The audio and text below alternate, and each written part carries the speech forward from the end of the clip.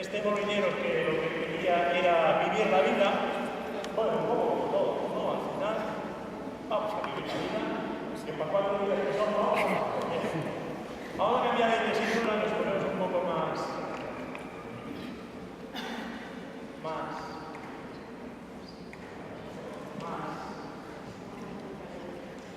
serio.